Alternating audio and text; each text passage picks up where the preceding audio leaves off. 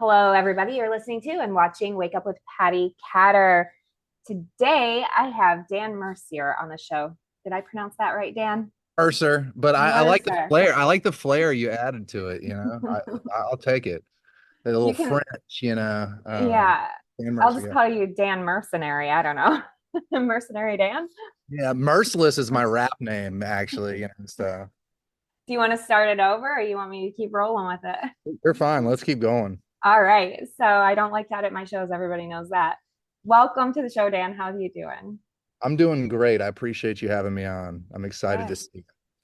Good. So, what I like to ask my guests is to have my guests tell me a little bit about yourself, where you came from. Tell us even a little bit about your childhood. Yeah, so I grew up in Raleigh, North Carolina.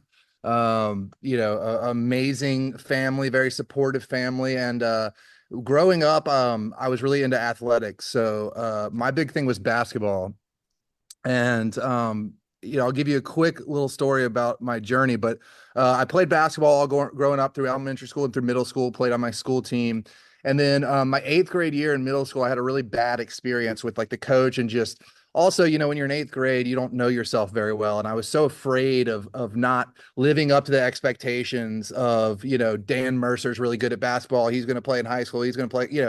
And so actually after eighth grade, I quit basketball. I just stopped going. I had like an individual skill coach that I just walked out on one day, and I decided I was never going to play basketball again. So I actually went through high school just as a regular student, got into music and started exploring some of my artistic stuff. And then I went to the University of North Carolina at Chapel Hill, right out of high school for undergrad. And I was there for a couple years, started getting into partying and just, doing things I shouldn't have been doing, got really depressed and I actually dropped out of school, and I moved back in with my parents in Raleigh, and I went to the YMCA and started playing pickup basketball while I was waiting to go back to school. And I remember one day this guy was playing. He was like, I had a Carolina shirt on. He was like, "Hey, are you one of those fratty white guys who sits on the end of the bench at Carolina?" Like, and I was like, "No, no." He's like, "Well, you're good. You should be." And so I remember I left the gym that day and I called my dad and I said, "Dad, how crazy would it be if I told you I wanted to play college basketball next year? I hadn't played since eighth grade." And he said the first thing he said was call Mike Hollis. Now, Mike Hollis was my coach, the individual, like outside of school skill development coach. I called him. I hadn't seen him in 6 years. He told me to meet him the next morning. And I thought we were going to go work out. He actually took me to like a men's Bible study. And then he told me, like, I'm going to tell you what to do. I need you to completely trust the process and give everything you have. If you do that, I'll work with you. So very long story short, I went back to school that January. This was 2008, January 2008, and was commuting to Carolina. And then I'd work out with Coach Hollis in the morning, early morning, drive to Chapel Hill, 30 minutes, come back at night, lift weights. With no guarantee that I would play. Well, he started to get some Division III small schools looking at me, and then he had another player that he worked with who played at UNC Wilmington, which is Division I basketball.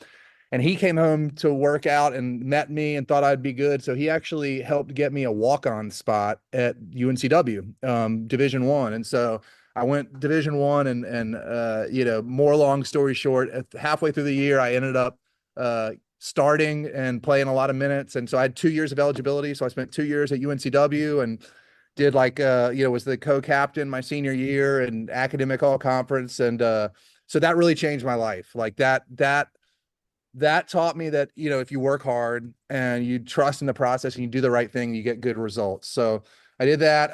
Thought I might want to get into coaching. Did a year as a grad assistant at East Carolina, realized that I don't want to get into coaching. I realized that I didn't want my livelihood to be based on like begging a 16-year-old to like come to my school. I don't know. I had this like existential crisis, but I still wanted to play. So I did, there's a group called Athletes in Action. It's a Christian organization that does travel sports. The coach had some connections to some small leagues overseas. So I went to Kazakhstan and Kyrgyzstan for some tournaments with Athletes in Action. And off that, he sent my video of me playing to a team in Australia. Got an offer to go to Australia. So I went and played very, very low level pro basketball in Australia for a year. And then went to China, did some tournaments over there. And, then came back to Raleigh and started the next portion of my life, which was which was working for a startup with my brother. But what I was doing while I was working at that startup is that's when I really started to get into my music, to my filmmaking, all this stuff. And I realized it was the only other thing in my life that I had ever cared about besides basketball. And I'm not doing great at doing stuff I don't care about. So I was like, I'm going to do the same thing with filmmaking as I did with basketball. I don't know where to start. So I applied to UNC School of the Arts. They had just started a master's program. So I went there, spent an amazing time there. And then that's what got me into filmmaking, met these guys at Diesel Jack Media. And, years later, Office Joe is happening. So that's, the abridged version of my story. That is crazy. I never would have guessed all of that about you.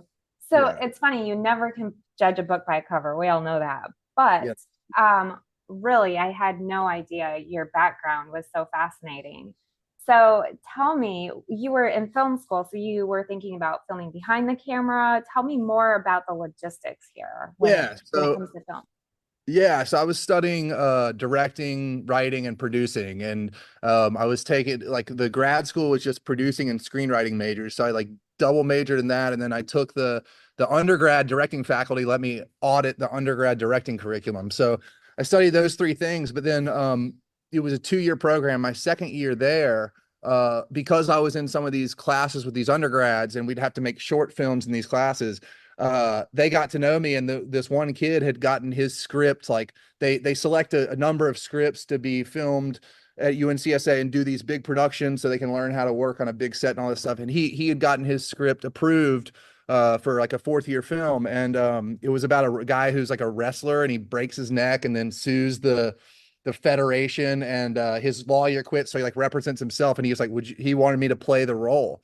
So my first, that was my first experience like really acting, with this huge crew, and they had built this like wrestling ring in this courtroom, and all hands on deck, all the different departments of the school come together to make these, and I got to play the lead role. So that's kind of how I dipped my toe in the acting. I mean, it was really just doing short films in class, but that was the first like major thing I did.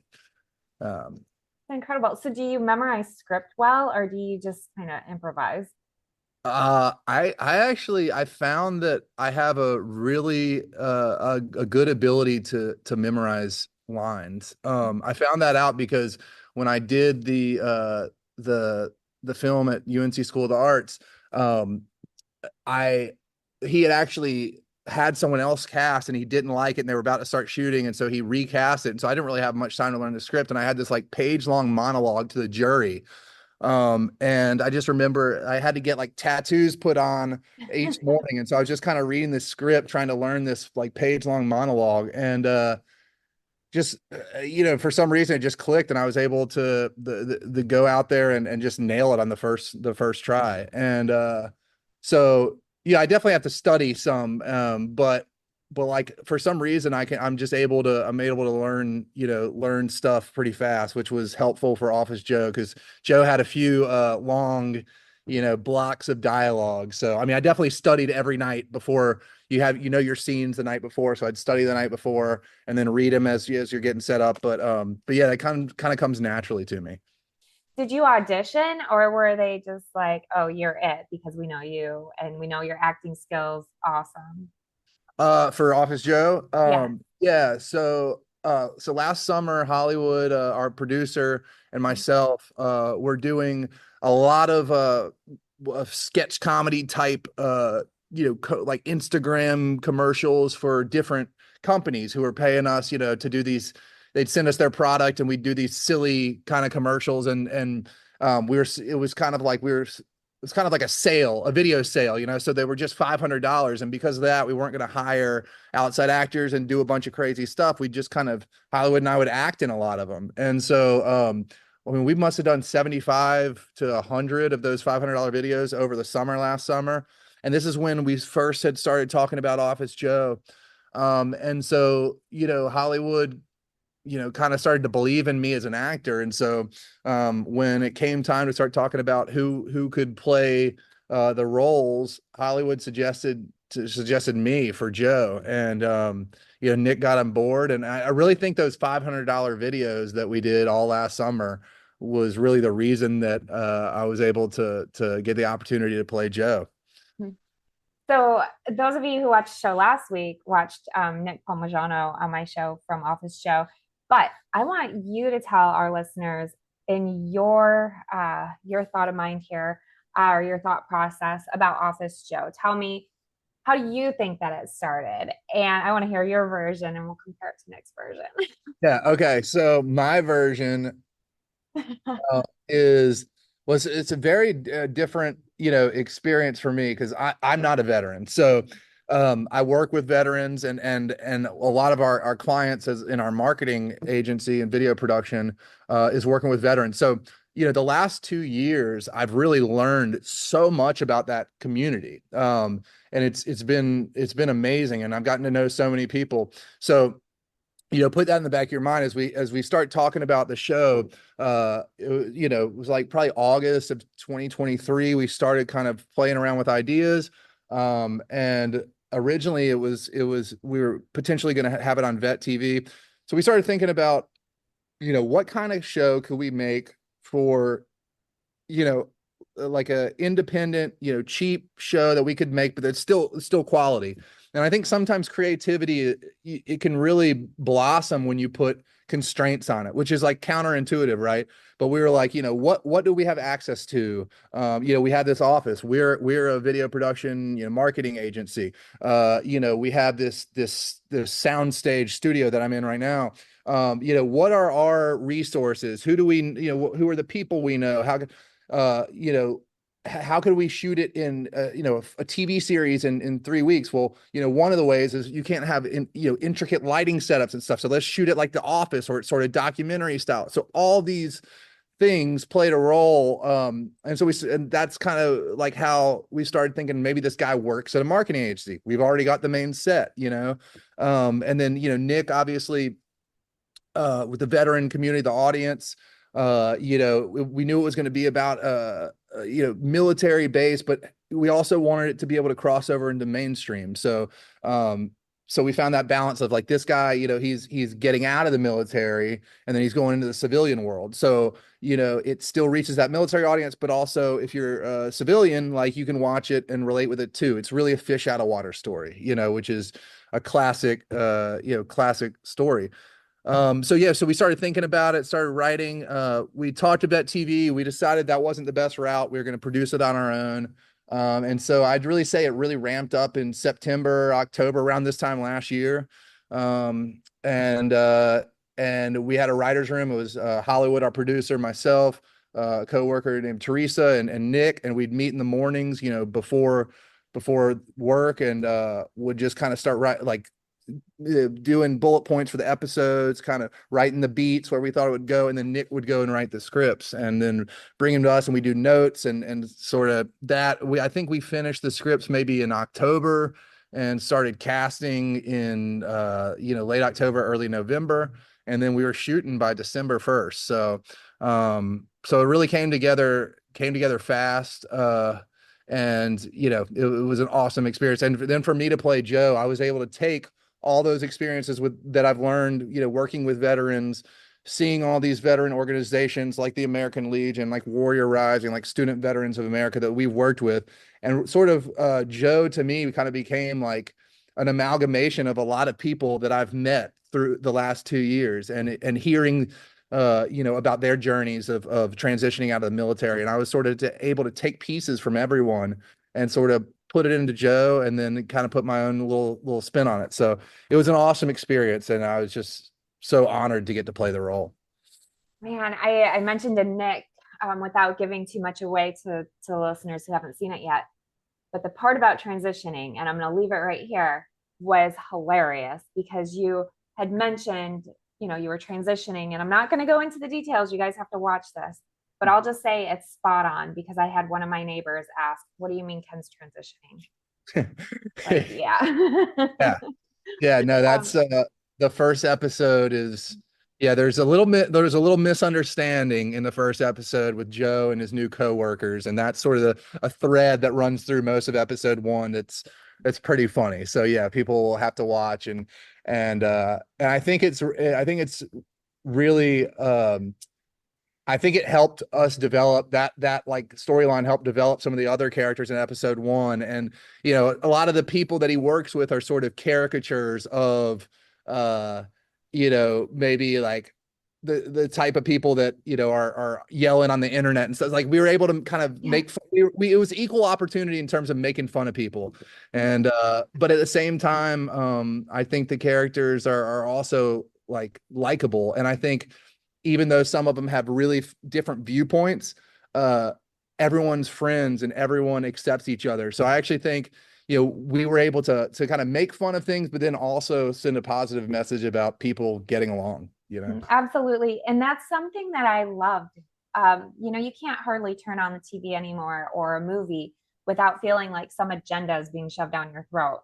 And so this series is amazing because I didn't feel like that at all. And in fact, like we all have friends that don't believe exactly as we do. And it's fun to joke around with each other and not get so serious and not Yeah. get so offended. Yeah.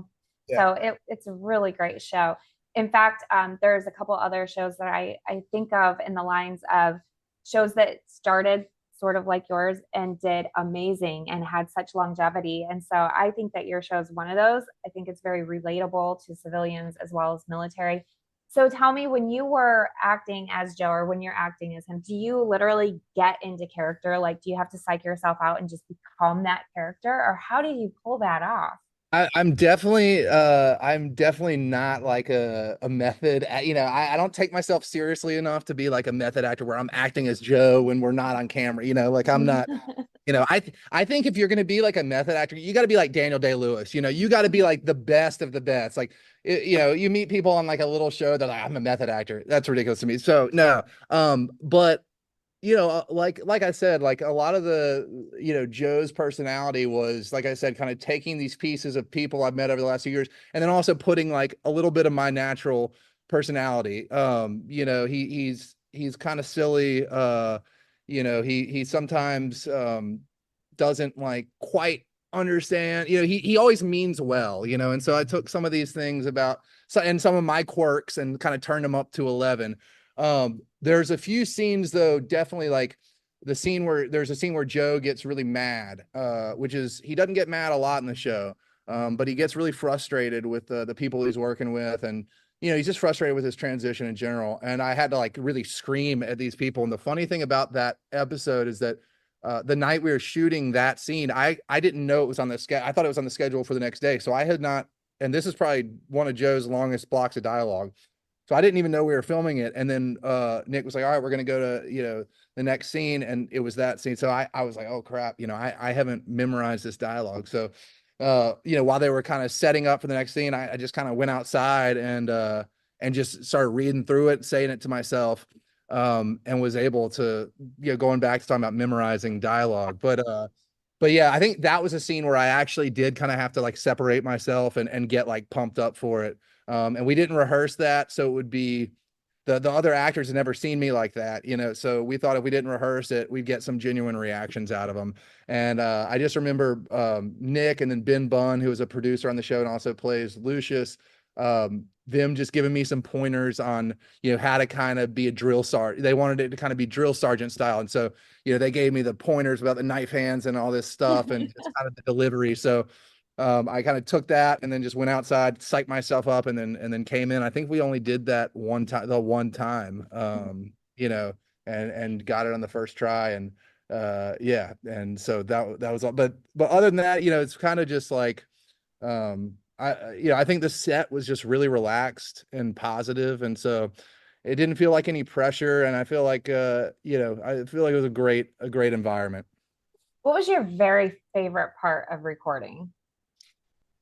Oh man. Put you right on the spot.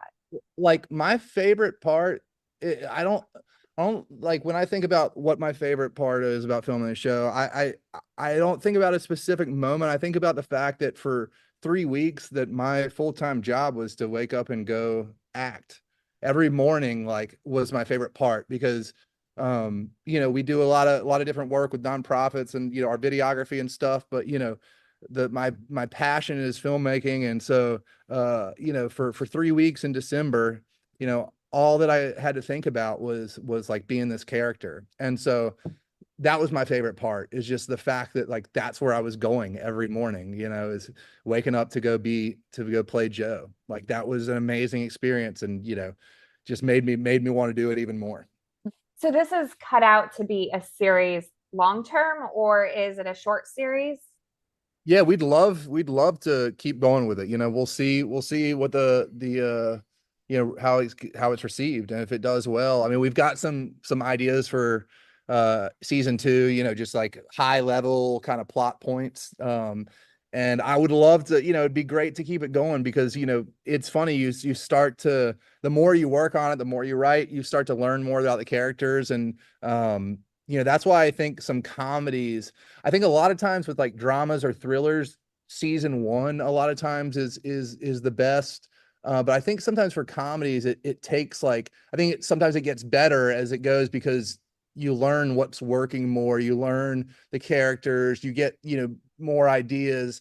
And so I think it'd be great to be able to keep going, because I think we have some really good stuff. Like I think we just hitting our stride with it. So we'll see what Yeah. happens, but that would be the goal. I mean, I agree with that because, it always takes a couple of episodes to get used to the character. So for me, somebody watching, it's like I really started to get to know these characters and I just want another episode, another episode. And I thought, oh my gosh, it's over already. Like I only got a preview. Like I need more.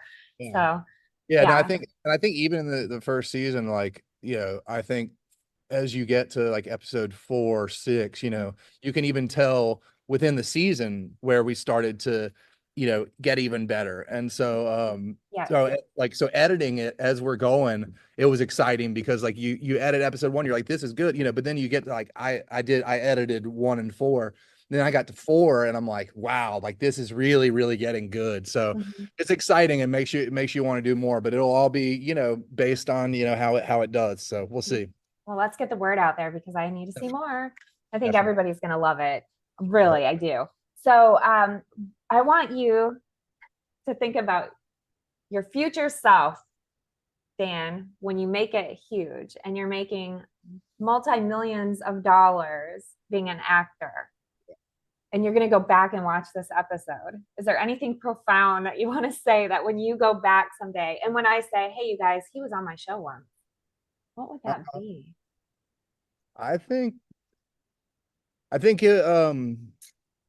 the most profound thing about this is, uh, you know, I proved to myself that I could do it, and that I have a shot to do this long term, whether it's acting or directing or writing, whatever it is. But like, um I remember going back to the basketball thing. I remember the first game I started was a culmination of all this work and trusting in the process, and just working hard, and then it kind of culminated, and I'm on the court as the game's tipping off, and so like I think of Office Joe as sort of a culmination of the last 6 7 years, like back when I was 29 years old, saying, I'm gonna go to film school. Like I don't even know where to start, but I want to do this. And so then 6 7 years later, fast forward, and like I said, I get to wake up in the morning and go act, and it proved to me that like it just reinforced the same lesson I learned playing basketball, where it's, if you work hard, if you trust the process, you do the right thing, that good results will happen. And it kind of reinforced that, and made me want to keep going. It kind of justified all the work that I've put in over the last 6 7 years. And really, like, I knew I could do it, but this really showed me that I could do it. I think a lot of that too is like the producer Hollywood believed in me so much, even when I didn't believe in myself. And so, um, it was really satisfying, and proved that, there's something to this for me. Oh my goodness. Yeah. I can't even speak highly enough about Hollywood. I hope someday that I can find that he has a little extra time to be on my show because this man has mentored me and has cheered for me when I haven't felt like cheering for myself. So he's truly inspirational and one of my top favorite people in the world. So Same. Yes. Absolutely. Yep. What did you feel your responsibility was playing a veteran? My responsibility, yeah, no, playing a veteran. My responsibility playing a veteran was uh to to do it justice and to make the veterans that I've met over the last few years like proud and to make them feel like they could see uh some of their own struggles and stuff in the character. Yeah, it wasn't about me. Like playing this role wasn't about me. It was about other people and about taking what I had learned from them and you know trying to I thought that as a civilian, I thought it was cool and I thought it worked well because, as a civilian, I kind of take all these things that I've learned, these experiences that I've had the last few years, that maybe like a lot of civilians haven't had, and sort of like channel that into Joe and make a connection there, like like we're talking about crossing over to mainstream from the veteran audience. I felt like the opportunity that I have to kind of be that vessel as Joe, I thought that was cool and I thought that worked out really well. One kind of unique perspective on this too is I could see where some veterans may not want to play that role because they might not want people to think like, oh, he really went through that, or the fact that, oh, he went through that, now he's like, he's either coping with it or not coping with it, or judging them based on their character, like judging their military experience based on Yeah. this Yeah. funny character. Yeah, for sure. And I think one of the cool things that Nick, did with the show in general is that like, a lot of times you see a veteran in films like Hollywood films, he's either like damaged good, he or she is either damaged goods, or it's like a killing machine. Yeah. It's like one or the other. And I thought, Joe is just this like, nice guy. He's earnest, he's endearing, and he's struggling through the new phase of his life, but he's not a cliche, which I thought was really cool. I thought it was really well written. Oh my gosh, yes. I mean, right from the very beginning, I you just reminded me of every veteran that I've ever met who has been, through that point of going from being in the military to getting out, and how is that transition. The beautiful part of this is that it speaks to civilians as well as military, and I think it's going to help one another understand each other better. Definitely. Yeah. Definitely. Yeah, no, I Thank think you. that's what the show is all about. Mhm. Yeah, so if you could tell everybody where to catch the show, that would be great. Yeah, so the show is going to be out on November 8th, and it's going to be on wherever you rent your movies. So Amazon, iTunes, or Apple. I don't know if they're calling it iTunes movies or Apple movies, Google Play. It'll be available for rent or buy on all those platforms on November 8th. We're really excited, and we hope people will check it out. Absolutely. Thank you so much for being on the show, Dan. I appreciate you, and taking time to be on the show is really awesome. So thank you. Thank you so much. It's a pleasure. I appreciate it. Thank you.